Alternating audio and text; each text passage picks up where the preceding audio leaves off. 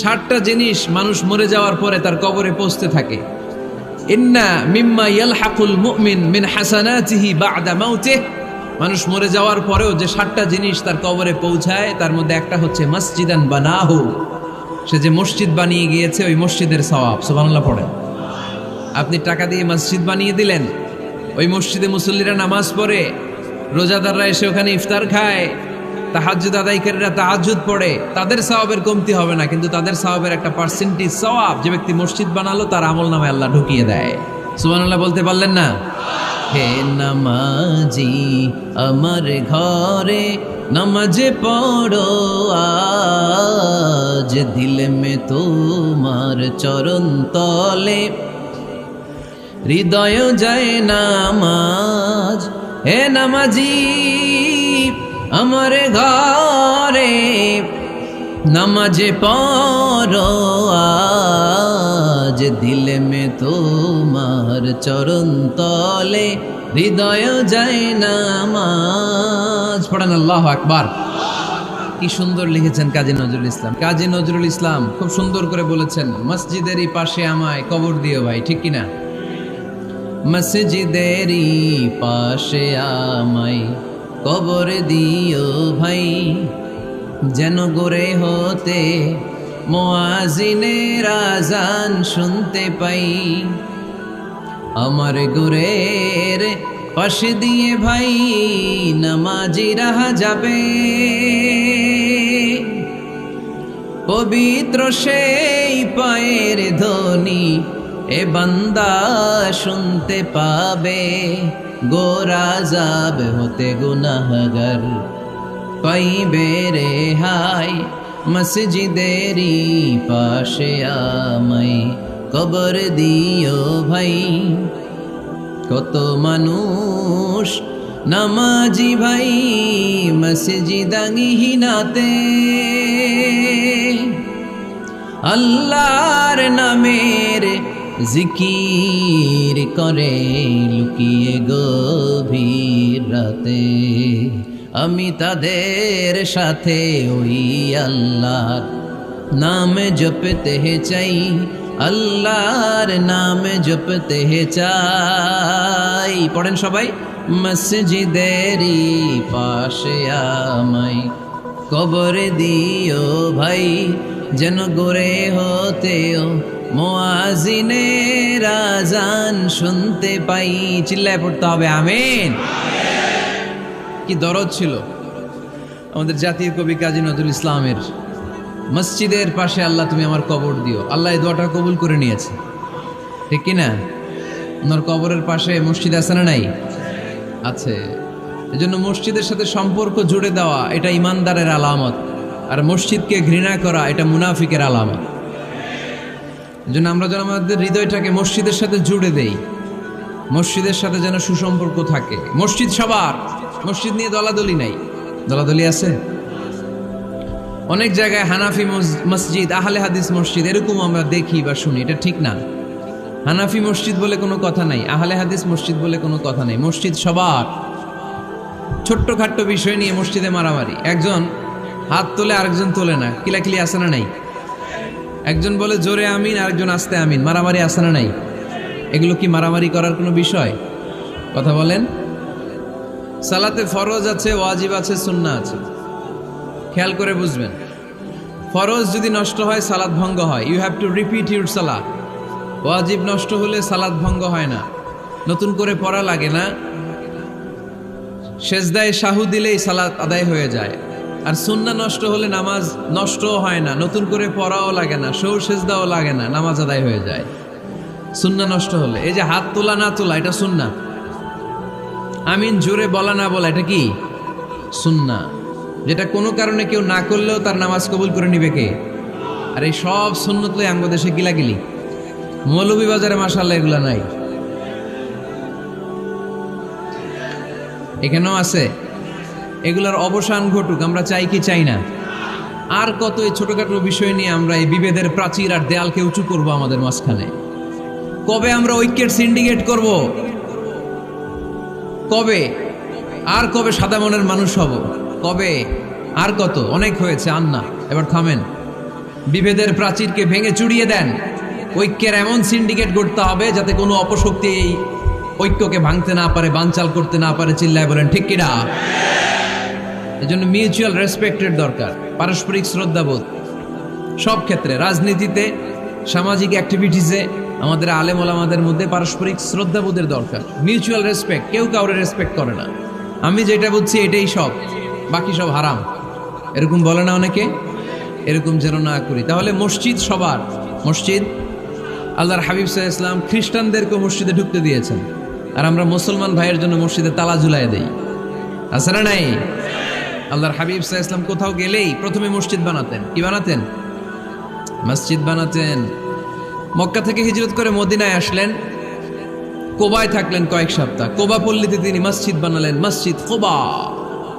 ওখানে প্রতি শনিবার কেউ যদি ওযু করে ওখানে যে 2 রাকাত নামাজ পড়ে, একটা কবুল উমরার সওয়াব আল্লাহ তাআলা তার আমলনামায় দিয়ে দেয়। মসজিদে কোবা বানালেন। তারপরে মদিনায় এসে মসজিদে নববী বানালেন আল্লাহর হাবিব সাল্লাল্লাহু আলাইহি ওয়াসাল্লাম, মসজিদে নববী। এটা ছিল আল্লাহ রাসূল সাল্লাল্লাহু আলাইহি ওয়াসাল্লামের বৈশিষ্ট্য। কোথাও গেলেই তিনি মসজিদ বানাতেন, মসজিদে নববী। হায় রে, এখন তো কত সুন্দর মসজিদ আমরা দেখি, আমরা যে সালাত পড়ি। আল্লাহর হাবিব সাল্লাল্লাহু আলাইহি সাল্লামের সময় মসজিদে নববী কি এরকম ছিল? কথা বলেন। ফ্লোর ছিল বালুর ফ্লোর। কিসের ফ্লোর? আমাদের মসজিদের ফ্লোর কিসের? টাইলস। আর আল্লাহ রাসূল সাল্লাল্লাহু আলাইহি ওয়াসাল্লামের মসজিদে নববীর ফ্লোর কিসের? কথা বলে না তো। আওয়াজ করে উত্তর দেন না কেন? কষ্ট হচ্ছে? দুপুরে খাইছেন না সবাই? কেন খান নাই কেন?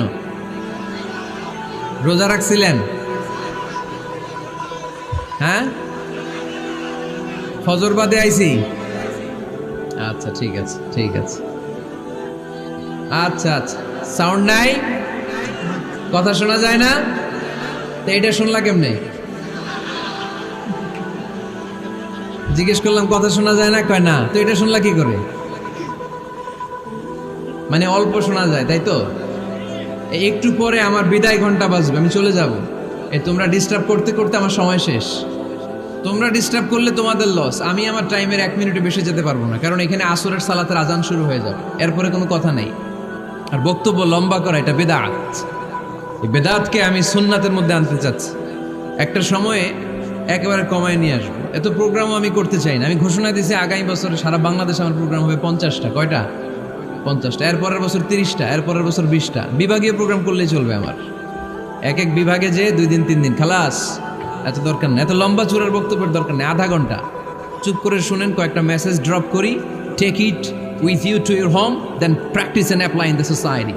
নিয়ে যান, আমল করেন, সমাজে কাজে লাগান। সমাজটা আলোকিত করে দিবে কে? খুতাবুকুম তাবিলা সালাওয়াতুকুম কাসীরা।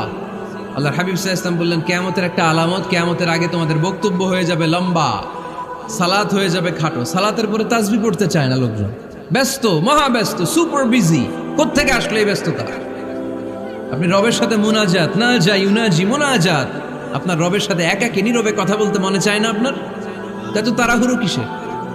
ধীর স্থির হন, একটু স্থির হন, একটু মনোদৈহিক প্রশান্তি অর্জনের চেষ্টা করেন। সব সময় ব্যস্ত, ধাক্কাধাক্কি, উচ্ছৃঙ্খলা, এগুলো আমাদেরকে শেষ করে দিয়েছে। এজন্য লম্বা চোরা বক্তব্য ঠিক না। বক্তব্য শুনতে আমাদের ভালো লাগে, আমল করতে ভালো লাগে না। বক্তব্যটা শেষেই সিগারেট ধরায়, আছে না নাই? মাহফিল শেষেই বিড়ি ধরায়, কয় চমৎকার ওয়াজ করছে হুজুরে। ওয়াজটা সেরকম হয়েছে, অনেক কণ্ঠ সুন্দর হুজুরের। এতদিন ইউটিউবে দেখছি, আজকে সরাসরি দেখাইছি, আছে না নাই? তো কি লাভ হয়েছে? লাভটা হয়েছে কি? এই যে মাহফিল শেষে বিড়িটা ধরাইলেন আর গেলেন, কোনো লাভ হয় নাই। এগুলো থেকে বেরিয়ে আসতে হবে। বছরের পর বছর আমাদেরকে শেখানো হয়েছে একভাবে, কেউ এই পরিবর্তনের আওয়াজ তোলে নাই। আওয়াজ আপনাকে তুলতে হবে। আওয়াজ তোলার জন্য এত মানুষ লাগে না, আপনি একাই যথেষ্ট। আপনি দাঁড়ান না সামনে, দেখবেন আপনার সামনে কেউ টিকে থাকতে পারবে না, ঠিক কিনা? কিন্তু আপনার শক্ত সিদ্ধান্ত লাগবে, পরিবর্তনের জন্য শক্ত মানসিকতা লাগবে, যে আমি পরিবর্তন করতে চাই। We have to change. যুগ জামানা পাল্টে দিতে চাই না অনেকজন। এক মানুষই আনতে পারে জাতির জাগরণ। এক মানুষই বিপদকালে বাঁচায় কাফেলায়, ক্ষুদ্র ডিঙ্গি বাঁচায় জাহাজ অসীম দরিয়ায়। এজন্য আপনার শক্ত সিদ্ধান্ত পারে আপনার মৌলভীবাজারটাকে দেশের শ্রেষ্ঠ জেলা, শ্রেষ্ঠ থানা হিসেবে আল্লাহর কাছে কবুল করতে, ঠিক কি না? এজন্য লম্বা চূড়া আলোচনা ঠিক না। ছোটখাটো অল্প কয়েকটা মেসেজ নিয়ে যেতে পারলেই that's enough. One of the minor signs before the day of judgment, your Islamic lectures will be very longer and your salah 5 times a day will be shorter. কিয়ামতের আগে বক্তব্য লম্বা, নামাজ খাটো, তাসবিহ পড়ে না, ব্যস্ত, মহাব্যস্ত। এই মহাব্যস্ততা ছাড়েন, কোরআন সুন্নাহর দিকে ফিরে আসেন। বরকত দিবে কে? বিশ্বনবীর মসজিদে নববীর ফ্লোর বালুর ফ্লোর ছিল, আমাদের ফ্লোর টাইলস। আল্লাহর হাবিব সাল্লাল্লাহু আলাইহি ওয়াসাল্লামের মসজিদে বালি নিচে, এই বালিতেই নামাজ পড়তেন। বৃষ্টি হলে কাদামাটি হয়ে যেত, কাদামাটিতেই সেজদা করতেন। সেজদা করলে কাদার মাটি আল্লাহর হাবিব সাল্লাল্লাহু আলাইহি ওয়াসাল্লামের নাকে আর কপালে লেগে যেত। তিনি সালাম ফিরিয়ে সাহাবাদের দিকে মুখ ফিরিয়ে বসলে দেখতেন প্রতিটা সাহাবীর নাকে আর কপালে কাদার মাটি মিশে আছে। তার মানে প্রিয় নবী সাল্লাল্লাহু আলাইহি ওয়াসাল্লামের মসজিদে নববী ছিল কাঁচা, কিন্তু মুসল্লি ছিল পাকা। আমাদের মসজিদগুলা হয়েছে পাকা, কিন্তু মুসল্লি কাঁচা, ঠিক কি না? ফজরের সালাতে মানুষ নাই। ইমাম সাহেব আছেন কে কে এলাকায়? দেখি ইমাম, মসজিদের ইমাম, মাশাআল্লাহ। আপনাদের এইখানে ওই মসজিদে ফজরের নামাজে কয় কাতার হয়?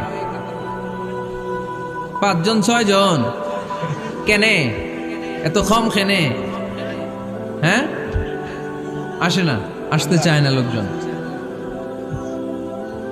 তো এই যে 5-6 জন ফজরের সালাতে, কল্পনা করতে পারেন ফজরের সালাতে এত কম লোক?